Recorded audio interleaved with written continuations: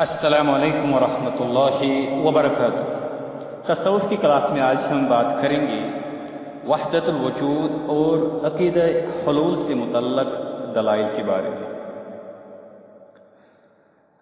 اس کے بارے میں ہمیں یہ جاننا چاہے پہلے مخالفت شریعت صوفیہ کے جو دلائل ہے وہ چونکہ مخالف شریعت صوفیہ چونکہ شریعت کو محض چھلکا قرار دے کر اپنے صوفیانہ اشغال کو مغز کا درجہ دیتے ہیں، اس وجہ سے وہ قرآن و سنت سے دلائل پیش نہیں کرتے۔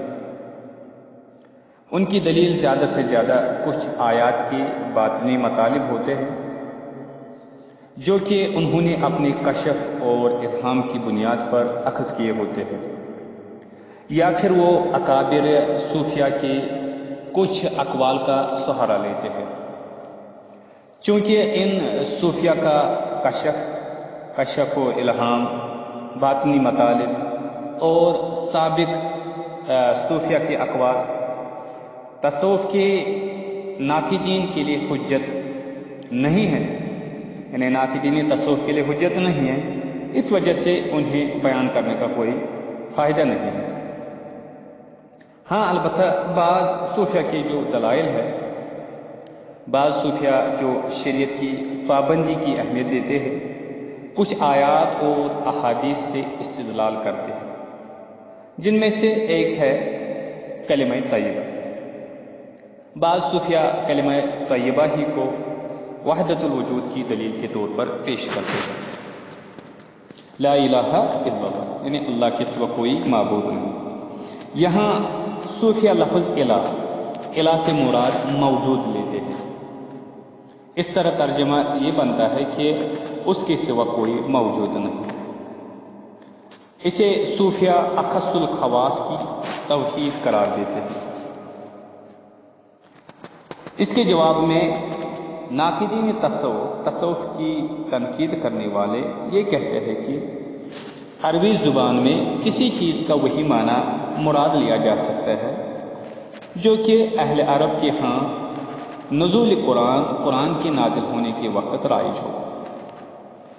دور جاہلیت کے پورے لٹریچر کا مطالعہ کرتے چلے جائے تو ان کے ہاں الہ کا لفظ اسی معنی میں استعمال ہوتا تھا جسے ہم اردو میں معبود، خدا، لائق پرستش وغیرہ سے ادا کرتے ہیں۔ کبھی بھی عربی زبان میں اس لفظ کو موجود کے معنی میں استعمال نہیں کیا گیا ہے۔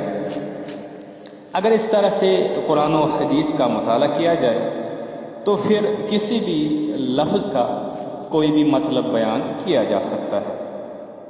فرقہ باطنیہ نے بھی ایسا ہی کیا تھا۔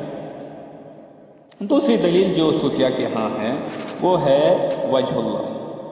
صوفیہ نے اپنی نقطۂ نظر کے حق میں یہ آیت پیش کرتے ہیں کہ فَأَيْنَمَا تُوَلُّوا فَثَمَّ وَجْهُ اللَّهِ، یعنی جو سورہ بقرہ سورہ نمبر 2 اور آیت نمبر 115 ہے، جس کا ترجمہ ہے کہ تم جہاں بھی رخ کرو تو اللہ کے وجہ کو اسی جانب پاؤ گے۔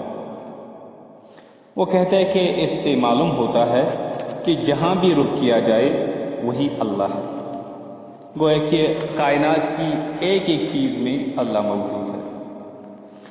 اس کے برعکس ناقدین تصوف کا کہنا یہ ہے، تصوف پر تنقید کرنے والوں کا کہنا یہ ہے کہ آیت کریمہ کے سیاق و سباق کا مطالعہ کیا جائے، اس کا کنٹیکسٹ اگر مطالعہ کیا جائے، کنٹیکسٹ میں اگر یہ آیت دیکھی جائے، پورے کنٹیکسٹ میں اگر دیکھا جائے تو معلوم ہوتا ہے کہ یہاں بات ہی بالکل مختلف ہے۔ یہاں اہل کتاب کے باہمی آپس کے اختلافات زیر بحث ہے، ڈسکس ہو رہے ہیں، اور ان پر تنقید کی جا رہی ہے کہ وہ معمولی باتوں پر اختلافات کو کس طرح ہوا دیتے ہیں۔ کبھی ایک دوسرے کی عبادت گاہوں کو تباہ کرتے ہیں، کبھی بیت المقدس کے مشرقی اور مغربی حصے کو قبلہ ٹھہرا کر اس پر مباحثہ، ڈسکشن، ڈیبیٹ کرتے ہیں، اور کبھی حضرت عیسیٰ علیہ السلام کو اللہ کا بیٹا مان لیتے ہیں۔ آیت کا جو پورا سیاق ہے کنٹیکسٹ ہے وہ ہے آیت نمبر 114 سے 116 تک. اگر ہم دیکھیں گے سورہ بقرہ 114 سے 116 تک، تو ہم یہاں پہ صرف یعنی مختصراً صرف ترجمہ یہاں پہ کریں گے تاکہ کلاس لمبی نہ ہو جائے، اس وجہ سے صرف ترجمہ پہ اکتفا کریں گے. ترجمہ ہے ان آیات کا: اس سے بڑھ کر ظالم کون ہے جو اللہ کی مساجد میں اس کا نام لینے سے روکتا ہے اور انہیں برباد کرنے کی کوشش کرتا ہے. ان کے لیے تو صرف یہی مناسب تھا کہ وہ ان میں ڈرتے ہوئے داخل ہو. ان کے لیے دنیا میں رسوائی اور آخرت میں بڑا عذاب ہے. مشرق و مغرب اللہ ہی کے لیے ہے، تم جس جانب بھی رخ کرو اللہ ہی کو پاؤ گے. یقیناً اللہ وسعت اور علم والا ہے. وہ کہتے ہیں کہ اللہ نے بیٹا بنا لیا ہے، وہ اس سے پاک ہے، بلکہ جو کچھ آسمان و زمین میں ہے اسی کا ہے، اور یہ سب اس کے فرما بردار ہے. یہ ہے پوری ان تین آیتوں کا ترجمہ، جو پورا ٹیکسٹ ہے، کنٹیکسٹ ہے اس آیت کا جو صوفیہ کے ہاں بیان کیا جاتا ہے. اور ایک دلیل ہے صوفیہ کی، وہ ہے اول و آخر ہونے کی. صوفیہ اپنے پوائنٹ آف ویو کے حق میں یہ آیت پیش کرتے ہیں: هو الاول والآخر والظاہر والباطن، جو کہ سورۃ الحدید سورۃ نمبر 57 اور آیت نمبر 3 ہے، جس کا ترجمہ ہے وہی اول، آخر، ظاہر اور باطن ہے. صوفیہ کا کہنا یہ ہے کہ اللہ تعالیٰ اول، آخر، ظاہر، باطن سب کچھ ہے. یہ مخلوقات اللہ تعالیٰ کے وجود ہی کا محض ایک اظہار ہے. اس کے جواب میں تصوف پر تنقید کرنے والے یعنی ناقدین تصوف کہتے ہیں کہ آیت کریمہ کے پورے سیاق و سباق کا مطالعہ کیا جائے، پورے کنٹیکسٹ کا مطالعہ کیا جائے تو یہاں تو اس سے بالکل مختلف بات بیان ہو رہی ہے، اور وہ یہ ہے. ہم یہاں پہ صرف ترجمہ کریں گے سورۃ الحدید کی آیت نمبر 1 سے آیت نمبر 5 تک. ترجمہ ہے: ہر وہ چیز جو آسمانوں اور زمین میں ہے اللہ کی پاکیزگی بیان کر رہی ہے. وہی زبردست اور حکمت والا ہے. آسمانوں اور زمین کی حکومت اسی کی ہے. وہی زندہ کرتا ہے اور موت دیتا ہے اور ہر چیز پر قادر ہے. وہی اول، آخر، ظاہر اور باطن ہے اور ہر چیز کو جانتا ہے. اس نے آسمانوں اور زمین کی تخلیق 6 دن میں کی، پھر عرش پر استوا فرمایا. جو کچھ زمین میں داخل اور اس سے خارج ہوتا ہے اور جو کچھ آسمان سے اترتا اور اس کی جانب چڑھتا ہے وہ اسے جانتا ہے. تم جہاں جاؤ وہ تمہارے ساتھ ہے اور اللہ اس سے باخبر ہے جو تم کرتے ہو. آسمان و زمین کی بادشاہی اسی کی ہے اور اللہ کی جانب ہی تمام امور لوٹائے جاتے ہیں. یہ ہے سورۃ الحدید کی ان آیات کا ترجمہ. ناقدین تصوف نے تصوف پر تنقید کرنے والوں کا کہنا یہ ہے کہ ان آیات کا خالی ذہن ہو کر مطالعہ کیا جائے تو یہ آیات پکار کر اللہ تعالیٰ کی تخلیق، علم اور قدرت کو بیان کر رہی ہے. اگر یہ کائنات اللہ تعالیٰ کے وجود ہی کا ایک حصہ ہے تو پھر اسے تخلیق کرنے کا کیا مطلب ہے؟ اگر یعنی کائنات اللہ کا حصہ ہی ہے تو پھر اس کائنات کو پیدا کرنے کا مطلب کیا ہے؟ یہ کہتے ہیں ناقدین تصوف. اور ایک دلیل ہے صوفیہ حضرات کی، وہ ہے کائنات کا نور. صوفیہ اپنی پوائنٹ آف ویو کے حق میں، اپنی نقطہ نظر کے حق میں یہ آیت بھی پیش کرتے ہیں: اللہ نور السماوات والارض، جو کہ سورۃ النور سورۃ نمبر 24 اور آیت نمبر 35 ہے. اللہ آسمان و زمین کا نور ہے. صوفیہ کا کہنا یہ ہے کہ اس سے معلوم ہوا کہ کائنات کی ہر چیز اللہ کا نور ہے. اس کے جواب میں تصوف پر تنقید کرنے والے یعنی ناقدین تصوف یہ کہتے ہیں کہ پوری آیت کے مطالعے سے معلوم ہوتا ہے کہ یہاں ایک تمثیل اور مثال بیان ہوئی ہے جس میں اللہ تعالیٰ کی ہدایت کا نور زیر بحث ہے، ڈسکس ہوتا ہے. اسی کے نور ہدایت سے آسمان و زمین درست راستے پر چلتے ہیں۔ یہاں یہ بیان نہیں کیا گیا ہے کہ پوری کائنات معاذ اللہ تعالیٰ کے نور کے میٹیریل سے بنی ہوئی ہے۔ ان آیات کا ترجمہ یعنی سورۃ النور سورۃ نمبر 24 اور آیت نمبر 35 کا ہم ترجمہ آپ کے سامنے پیش کریں گے۔ ترجمہ ہے، اللہ آسمان و زمین کا نور ہے، اس کے نور کی مثال ایک تاک میں رکھے ہوئے چراغ کی سی ہے۔ وہ چراغ ایک فانوس میں ہو اور فانوس ایسا ہو گویا کہ وہ موتی کی مانند چمکتا ہوا ستارہ ہو۔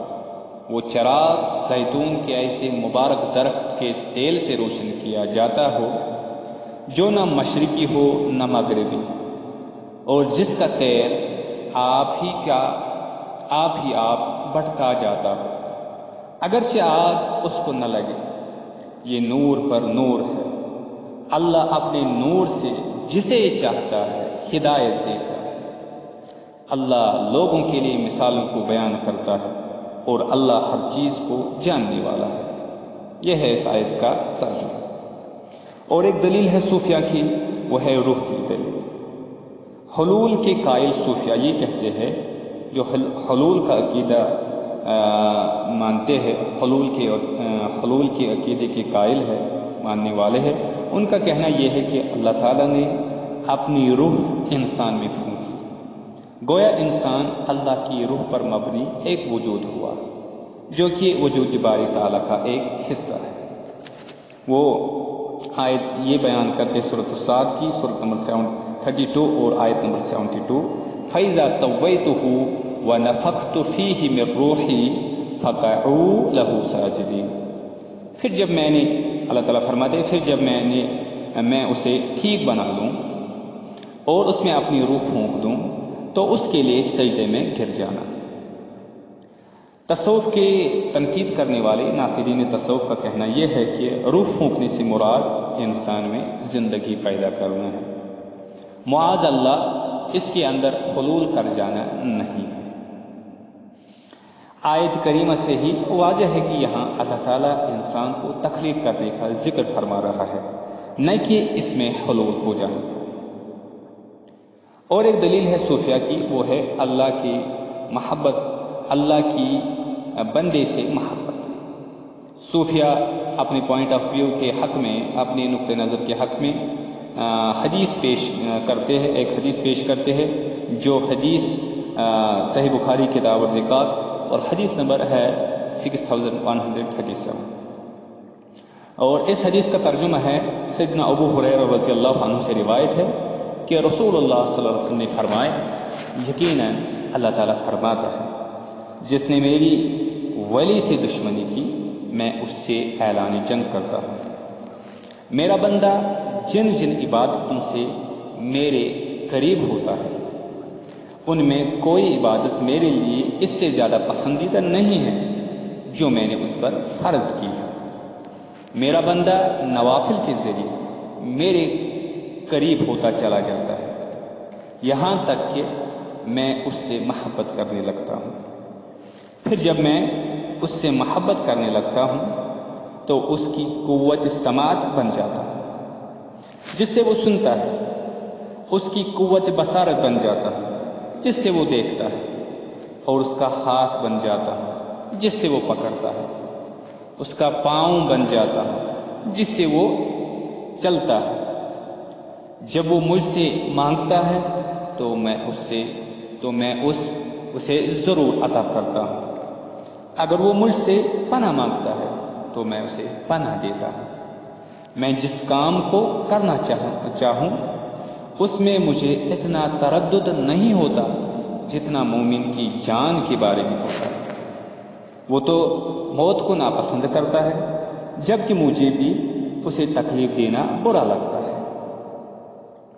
ناقدین تصوف پر تنقید کرنے والے اس کے جواب میں کہتے ہیں کہ اس حدیث سے کہیں یہ ثابت نہیں ہوتا ہے کہ معاذ اللہ بندے کے اندر حلول کر جاتا ہے، داخل ہو جاتا ہے، کیونکہ اسی حدیث میں اس بات کی ترغیب ہے کہ اللہ سے مانگا جائے اور اسی کی پناہ طلب کی جائے۔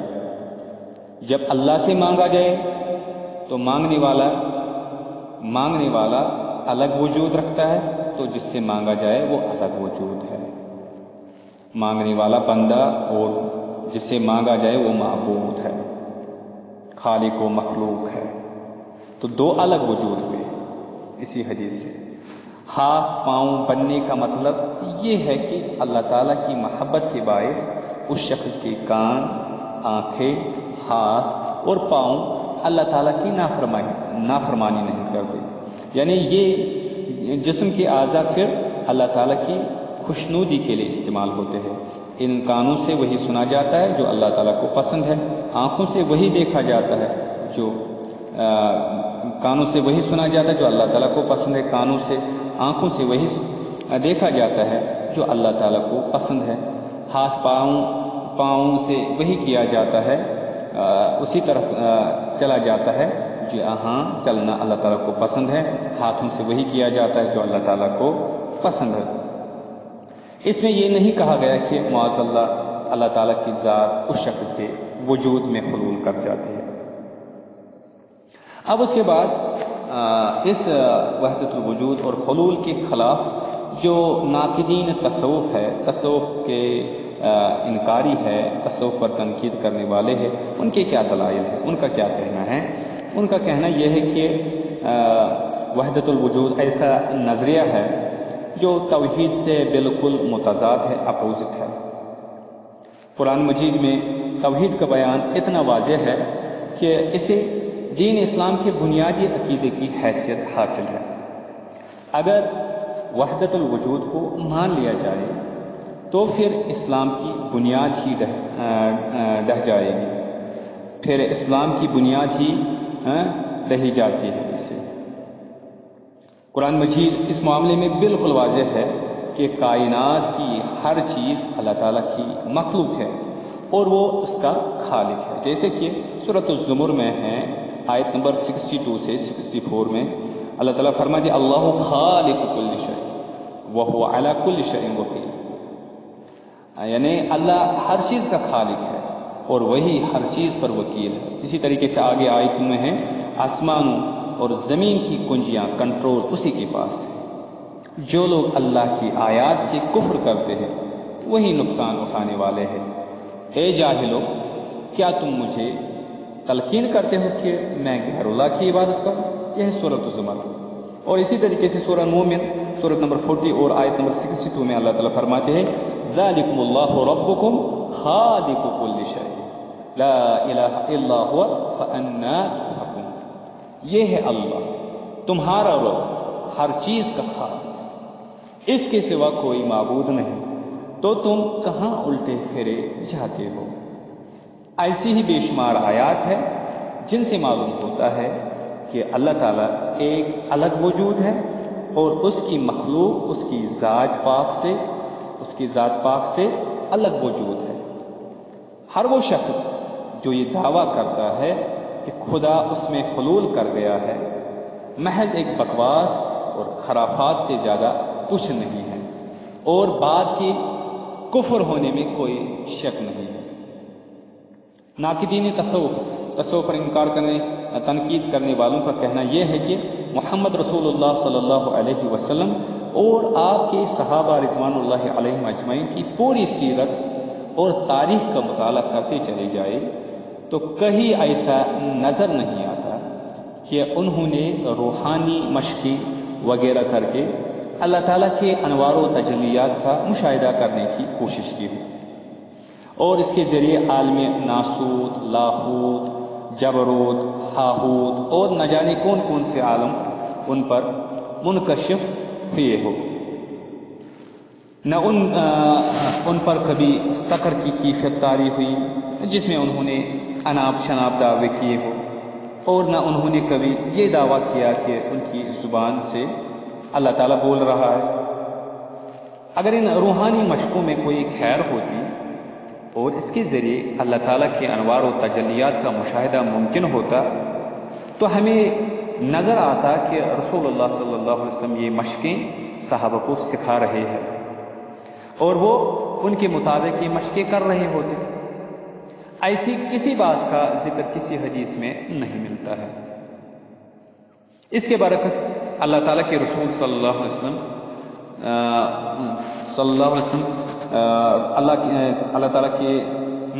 اللہ تعالیٰ کے رسول صلی اللہ علیہ وسلم وہ یہ واضح طور پر بیان فرماتے تھے کہ اللہ تعالیٰ نے یہ کلام میری جانب میری طرف وحی کیا ہے جو میں اس کی جانب سے پیش کر رہا ہوں. آپ کے بعد آپ کے صحابہ میں سے کسی نے بھی ایسا دعویٰ نہیں کیا. کیا منصور حلاج اور دیگر صوفیہ کا درجہ رسول اللہ صلی اللہ علیہ وسلم اور آپ کے صحابہ سے بھی بلند تھا جو ان کی زبان کو اعلی خداوندی بنایا گیا؟ اللہ تعالیٰ نے اپنے جلیل القدر پیغمبر صلی اللہ علیہ وسلم کی زبان سے تو ابدیت کا اقرار پہلے کروایا اور پھر رسالت کا اشہد ان محمدا عبدہ ورسولہ. یہ ہے یعنی دلیل ناقدین تصوف کے عقیدہ وحدت الوجود اور حلول کے بارے میں. یہ تھی آج کی گفتگو. انشاءاللہ اگلی کلاس میں مزید کچھ چیزوں کے بارے میں بات کریں گے. تب تک کے لیے السلام علیکم ورحمۃ اللہ وبرکاتہ.